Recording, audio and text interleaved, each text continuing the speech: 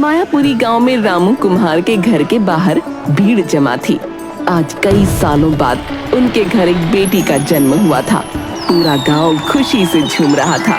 रामू कुम्हार गांव में सबसे सुंदर मिट्टी के बर्तन बनाता था। उसकी पत्नी भी बड़ी संस्कारी और समझदार थी। इस खुशी के मौके पर उनके घर पकवान बन रहे थे। चूल्हे पर हलवा और पूरी तली जा रही थी। लेकिन अचानक अरे दौड़ो, अरे देखो क्या अनर्थ हो गया भाई। लोगों ने दौड़कर आग बुझाने की कोशिश की, पर रामू और उसकी पत्नी आग में जलकर खाक हो चुके थे। पूरा गांव शोक में डूब गया। रामू की बूढ़ी माँ किसी तरह बच गई। अपनी नवजात पोती को घूर कर देखा और चीख पड़ी, तू क्यों बच गई करमजली? तेरे माँ बाप तो मर गए और तेरा भार मुझ पर छोड़ गए। अब मैं इस बुढ़ापे में कैसे तुझे पालूं? गांव का मुखिया आगे आया। अरे अम्मा, अरे कैसी बातें कर रही हो? ये तुम्हारी अपनी पोती है, तुम्हारी बुढ़ापे की लाठी बनेगी। लाठी? ये मेरे बेटे बहू को खा गई, अब तो मुझे भी खा जाएगी। अम्मा चिंता मत करो, जब तक ये बच्ची बड़ी नहीं हो जाती तब तक मंदिर से इसे दोनों समय का खाना मिलेगा। तुम इसकी देखभाल करो, ये तुम्हारा ही खून है। दादी कुछ न बोली।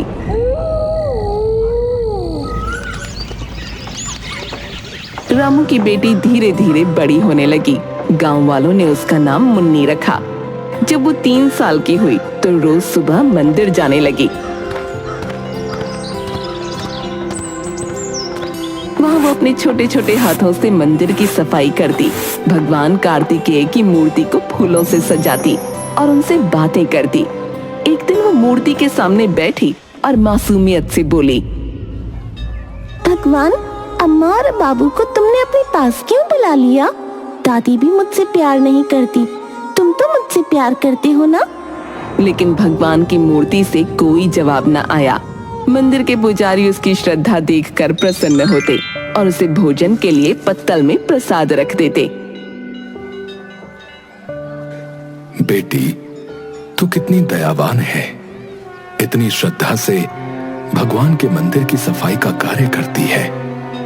कार्तिकेय महाराज एक दिन तुझे तेरे सवालों के उत्तर अवश्य देंगे बेटी। मुन्नी खुशी खुशी खाना लेकर घर जाती, लेकिन घर पहुंचते ही दादी उसमें से आधा खाना खुद खा जाती। तेरे भाग्य में तो भूखी लिखी है, इतना अच्छा खाना क्यों अकेले खाएगी? मुन्नी कुछ ना बोलती, बस चुपचाप बैठकर जो बचता वो खा लेती। जब मुन्नी सिर्फ 5 साल की थी, दादी ने उसे घूरते हुए कहा, तेरा बाप इतनी सुंदर बर्तन बनाता था कि दूर दूर से लोग उसके घड़े खरीदने आते थे। चल तू भी बर्तन बनाना सीख। अब तू बड़ी हो गई है, मेहनत करेगी तभी तो हम दोनों का पेट भरेगा। कब तक भीख मांगकर जिएंगे? 5 साल की नन्ही सी मुन्नी, जो अभी तक मिट्टी से खेलने की उम्र में थी, अब मिट्टी से बर्तन बनाने की जिम्मेदारी उठाने लगी। वो दिन भर अपनी छोटी छोटी उंगलियों से चाक पर मिट्टी के घड़े और दिए बनाने की कोशिश करती।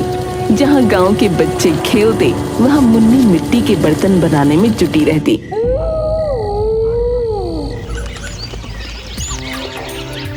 धीरे धीरे उसकी मेहनत रंग लाने लगी। उसने इतने सुंदर घड़े बनाना सीख लिया कि लोग उसकी तारीफ किए बिना नहीं रहते।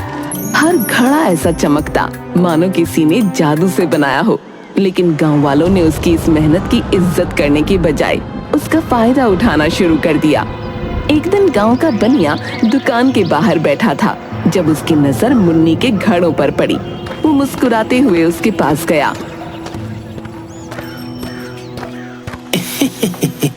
अरे मुन्नी, ये घड़ा तो बड़ा ही सुंदर बनाया है रे तूने। मेरी बीवी ने कहा है कि हमें ऐसे 4 घड़े चाहिए। अच्छा ठीक है भैया, 4 घड़े बना दूंगी, पर पैसे कब देंगे? बनिया जोर से हंस पड़ा। पैसे?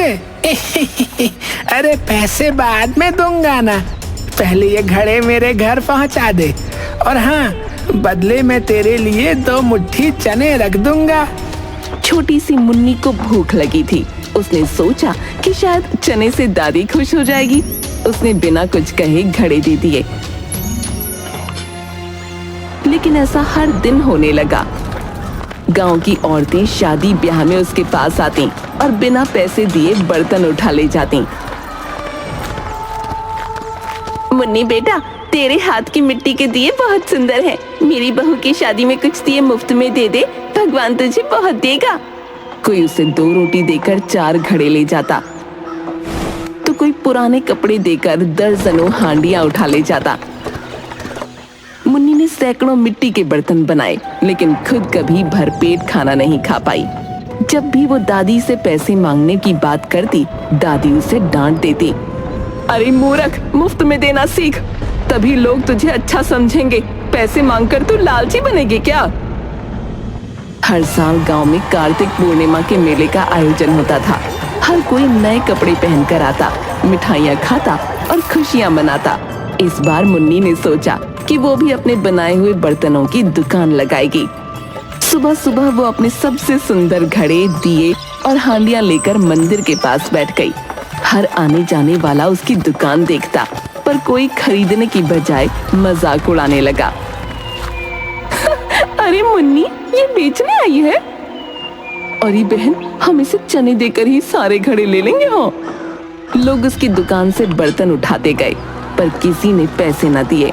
जब मेला खत्म हुआ तो मुन्नी ने देखा कि उसकी दुकान खाली हो चुकी थी, लेकिन हाथ में 1 पैसा भी नहीं था।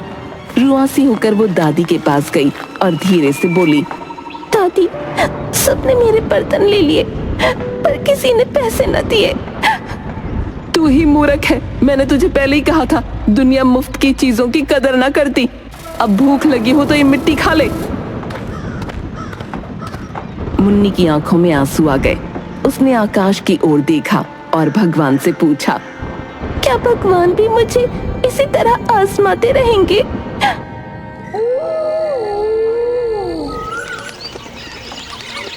मुन्नी धीरे धीरे बड़ी होने लगी, लेकिन उसने मंदिर जाना कभी न छोड़ा।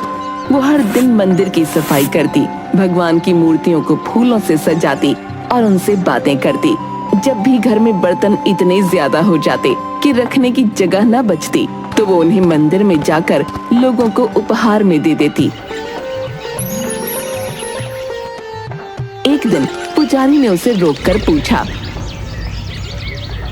बेटी, तुम इतनी मेहनत से ये बर्तन बनाकर उन्हें मुफ्त में क्यों दे देती हो? पुजारी काका, भगवान मेरे मित्र हैं और ये उपहार मैं अपने मित्र को देती हूँ। इसके बदले में कभी न कभी मेरा मित्र भी तो मुझे उपहार देगा ना। उसकी मासूमियत देखकर पुजारी की आंखें नम हो गईं। उन्होंने भगवान से प्रार्थना की, हे भगवान, ये बच्ची इतनी निर्दोष और दयालु है, इसे भी इसका हक मिलना चाहिए प्रभु। इसी तरह मुन्नी का जीवन चलता रहा। बस अब वो हर सुबह दादी की गालियां सुनती, मंदिर की सफाई करती और फिर बर्तन बनाती। दिन भर मिट्टी के बर्तन बनाने के बाद भी उसकी झोपड़ी खाली रहती थी, लेकिन दिल उम्मीद से भरा रहता था। उस रात तेज बारिश हो रही थी, ठंडी हवाएं झोंके मार रही थीं। झोपड़ी के छप्पर से टपकती पानी की बूंदों की आवाज के साथ बिजली बार बार चमक रही थी। घर में खाने के लिए सिर्फ 2 रोटियां और थोड़ी सी चटनी थी। बूढ़ी दादी 1 रोटी खाकर चटाई पर सो गई और खर्राटे लेने लगी। तभी अचानक दरवाजे पर जोर जोर से खटखटाने की आवाज आई। मुन्नी डरकर उठ बैठी। उसने दादी की तरफ देखा। दादी ने करवट बदली और आंखें खोलकर गुस्से से बोली, बैठी क्या है, जाकर दरवाजा क्यों नहीं खोलती? हो सकता है कोई राहगीर हो। हमारे पास तो लूटने के लिए है भी कुछ नहीं, बेचारा कुछ देकर ही जाएगा। जा दरवाजा खोल। मुन्नी ने धीरे धीरे दरवाजा खोला और हैरान रह गई। बाहर एक बहुत बूढ़ा साधु खड़ा था। उसकी झुर्रियों से भरा चेहरा, लंबे सफेद बाल और कांपते हाथों में एक मोटा सा डंडा था। महाराज, इस समय आप यहाँ क्यों आए हैं? आपको क्या चाहिए? बेटी, मैं बहुत दूर से आ रहा हूँ। मुझे बहुत भूख लगी है। बारिश के कारण कपड़े भी भीग गए हैं और बहुत ठंड लग रही है। क्या मुझे आज रात यहाँ सोने का स्थान मिल सकता है? अंदर से दादी की खींच भरी आवाज आई, लो फिर आ गए न जाने कहां से फोकट के लोग। अरे यहाँ अपना पेट भरने को खाना नहीं है, तुम्हारा पेट कहाँ से भरेंगे? ना ही सोने के लिए हमारे पास कोई बिस्तर है। तुम्हारे लिए ये अच्छा होगा कि 9 2 11 हो जाओ। दादी की बात सुनकर साधु उदास हो गया। उसने जाने के लिए अपना डंडा संभाला ही था कि मुन्नी ने चुपके से इशारा करके उसे अंदर बुला लिया। साधु ने झोपड़ी के बरामदे में बैठते ही चारों ओर नजर दौड़ाई। बेटी, ये पूरा घर बर्तनों से क्यों भरा हुआ है? कितने सुंदर घड़े, हांडियां और दिए हैं। तुम इन्हें बेचते क्यों नहीं? महाराज, गरीब से बर्तन भला कौन खरीदेगा? जिसको जरूरत होती है वो कुछ खाने के बदले बर्तन उठा ले जाता है। तो तुम भूखी रहती है? मुन्नी ने सिर झुका लिया। आप बैठिए, मैं आपके लिए खाना लाती हूँ। मुन्नी ने अपने हिस्से की एकमात्र रोटी और चटनी लाकर साधु के सामने रख दी। महाराज, इस समय मेरे पास सिर्फ यही है, दया करके इसी से काम चलाइए। साधु ने भोजन ग्रहण किया और पेट पर हाथ फेरकर जोर की डकार ली। फिर उसने अजीब सा मुंह बनाते हुए पेट पर हाथ रखा। बेटिया, बहुत स्वादिष्ट भोजन था। बेटिया, यह साधु बहुत प्रसन्न हुआ। कई सालों के बाद मैंने पेट भरकर जी भर खाया है। मुन्नी हैरानी से उसे देख रही थी। अब मुझे कोई कपड़ा दे दो ताकि मैं अपने हाथ को पोंछकर साफ कर सकूं। मुन्नी असमंजस में पड़ गई। महाराज, हमारे पास तो तन ढकने के लिए भी कपड़ा नहीं है। आपको पोंछने के लिए मैं कपड़ा कहाँ से दूं? अगर आप चाहें तो मेरे बालों से खुद को साफ कर सकते हैं। साधु ने ये सुनते ही ठहाका लगाया। बेटिया, तो सच में बहुत प्यारी और त्याग की मूर्ति है। इसके बाद साधु ने मुन्नी के लंबे बालों से हाथों को पोंछ लिया। बेटिया, आज के बाद तेरा जीवन बदल जाएगा, लेकिन पुराने मंदिर को स्वच्छ करना मत भूलना। फिर साधु ने डंडा चलाते हुए एक के बाद एक मिट्टी के बर्तनों को तोड़ना शुरू किया। पूरा घर बर्तनों के टूटे टुकड़ों से भर गया। साधु चटाई पर लेटकर खर्राटे लेने लगा। अचानक साधु महाराज चटाई से उठे और जोर की अंगड़ाई ली। उन्होंने देखा कि मुन्नी मिट्टी से नए बर्तन बना रही थी। बेटी, घर में तो पहले से ही इतने बर्तन पड़े हैं, फिर और बर्तन बनाने की क्या आवश्यकता है? मुन्नी ने हाथ जोड़कर विनम्रता से उत्तर दिया। महाराज, ये सारे बर्तन अब इस्तेमाल करने लायक नहीं रहे। दादी के जागने से पहले मैं इन सभी को बाहर रखकर फिर से नए बर्तन बना रही हूँ ताकि वो नाराज ना हो। साधु ने मुन्नी के बनाए एक बर्तन को हाथ में लिया और ध्यान से देखा। बेटी, तेरे हाथों में तो गजब की कला है। इतने सुंदर बर्तन कोई आम इंसान नहीं बना सकता। फिर उन्होंने अपना डंडा उठाया और बर्तनों के ढेर पर जोर से मारा। टन आवाज गूंजी और अचानक पूरे घर में सुनहरी रोशनी फैल गई। मुन्नी को समझ नहीं आ रहा था कि क्या करे, पर वो चुपचाप बैठी थी। साधु चला गया। सुबह जब दादी उठी और घर की हालत देखी तो उसकी आंखें फटी की फटी रह गईं। अरे मुन्नी, ये क्या किया? सारे बर्तन तोड़ दिए। ये किसने किया? मुन्नी सहम कर चुपचाप खड़ी थी, लेकिन तभी कुछ चमत्कार हुआ। जैसे ही दादी ने एक घड़ा उठाया, वो सोने का बन चुका था। एक एक कर घर के सभी बर्तन मिट्टी की जगह सोने में बदल गए। दादी की हैरानी का ठिकाना न रहा। मुन्नी, जल्दी बता, वो साधु कौन था? क्या उसने कोई जादू किया? दादी, मैंने तो बस उसे अपने हिस्से की रोटी खिलाई थी। शायद भगवान ने मेरे लिए उपहार भेजा था। अब मुन्नी की किस्मत बदल चुकी थी। वो अब सिर्फ गरीब लड़की नहीं थी, बल्कि भगवान की सबसे प्यारी भक्त बन चुकी थी। सुबह होते ही दादी ने सोने का कुछ हिस्सा बचाया और बाकी खजाने को झोपड़ी के तहखाने में छुपा दिया। धीरे धीरे मुन्नी की झोपड़ी एक भव्य हवेली में बदल गई। अब उसके पास खूबसूरत कपड़े, अच्छा भोजन और आरामदायक जीवन था। लेकिन उसने अपनी सादगी और ईमानदारी न छोड़ी। वो अब भी रोज मंदिर की सफाई करती और सुंदर बर्तन बनाती। फर्क बस इतना था कि अब उसके बनाए हुए बर्तन खरीदने लोग दूर दूर से आने लगे थे। अब मुन्नी जवान हो चुकी थी। उसके सुनहरे बालों की वजह से पूरा गांव उसके बारे में चर्चा करने लगा। हर कोई उससे शादी करना चाहता था, लेकिन मुन्नी ने एक शर्त रख दी। मैं सिर्फ उसी से विवाह करूंगी जो मुझे ये बताए कि मेरे बाल सोने के कैसे हो गए। गांव के कई अमीर युवक आए, लेकिन कोई भी इसका उत्तर ना दे सका। मंदिर की सफाई करने के बाद मुन्नी को अचानक नींद आ गई। वो भगवान कार्तिकेय की मूर्ति के सामने ही सो गई। सपने में भगवान कार्तिकेय प्रकट हुए और बोले, मुन्नी, तूने सदैव अपनी मित्रता निभाई है। 3 साल की उम्र से तू मेरे मंदिर की सफाई करती आ रही है। 5 साल की उम्र से अपने बनाए बर्तन मेरे भक्तों को दान देती है। तेरे घर जाकर मैंने तुझे उपहार दिया। तेरे हर बर्तन में सोना भर दिया और तेरे बालों को सोने का बना दिया। ये तेरा पुरस्कार है। मुन्नी ने भगवान के चरणों में सिर झुका दिया। मुन्नी की आंख खुली तो वो हैरान रह गई।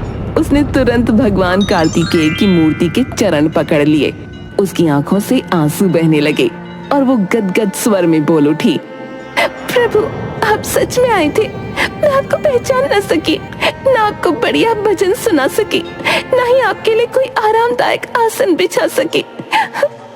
तभी आकाशवाणी हुई। पूरा मंदिर प्रकाश से भर गया।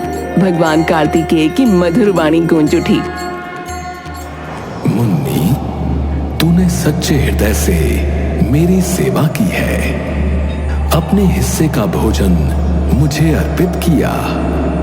अपने परिश्रम से बनाए बर्तन मेरे भक्तों के लिए समर्पित किए। मैं तुझसे अति प्रसन्न हूं। मैं तुझे आशीर्वाद देता हूं। आज से तू इस नगर की महारानी बनेगी और अब जीवन में तुझे कभी कोई कष्ट नहीं होगा। लेकिन उसके मन में एक सवाल उठ खड़ा हुआ। तो क्या प्रभु, अब आप मुझसे मित्रता खत्म कर देंगे? एक बार फिर आकाश से भगवान की वाणी गूंजी, पगली लड़की, भक्त और भगवान की मित्रता कभी समाप्त नहीं होती।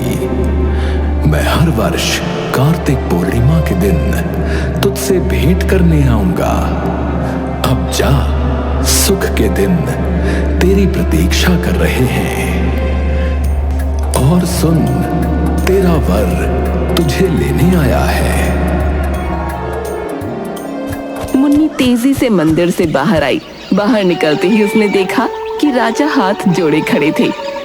मुन्नी, मैंने सब कुछ सुन लिया है। अब मैं तुम्हारे सुनहरे बालों का रहस्य भी जान चुका हूं। तो क्या तुम मुझसे विवाह के लिए तैयार हो? मुन्नी ने राजा की आंखों में देखा। वहां सच्चा प्रेम और सम्मान झलक रहा था। लेकिन वो जानती थी कि उसे अपनी भक्ति और अपनी कला को कभी नहीं छोड़ना चाहिए। महाराज, अगर आप मुझे अपने हाथों से बर्तन बनाने से कभी नहीं रोकेंगे और हर साल कार्तिक पूर्णिमा को इस मंदिर में आकर वो बर्तन भक्तों में बांटने देंगे, तो मुझे आपकी हर शर्त मंजूर है। राजा ने बिना एक पल की देरी किए सिर झुका दिया और मुस्कुराकर बोले, रानी मुन्नी, मैं तुम्हारी हर शर्त सहर्ष स्वीकार करता हूं। तुम्हारी भक्ति और सच्चाई के आगे मैं सिर झुकाता हूं। इसके बाद राजमहल में धूमधाम से मुन्नी और राजा का विवाह हुआ। जो कुम्हार की अनाथ बेटी थी, उसने गरीबी और तिरस्कार झेला। वो अपनी सच्चाई, मेहनत और भक्ति के कारण एक शहर की रानी बन गई। लेकिन उसने कभी अपनी पहचान और भगवान से अपनी मित्रता को नहीं छोड़ा। हर साल कार्तिक पूर्णिमा के दिन वो अपने हाथों से बनाए मिट्टी के बर्तन मंदिर में दान करने आती और भगवान कार्तिकेय के भक्तों में बांटती। और तब मंदिर में एक दिव्य आभा प्रकट होती। ये भगवान की मौजूदगी का संकेत है।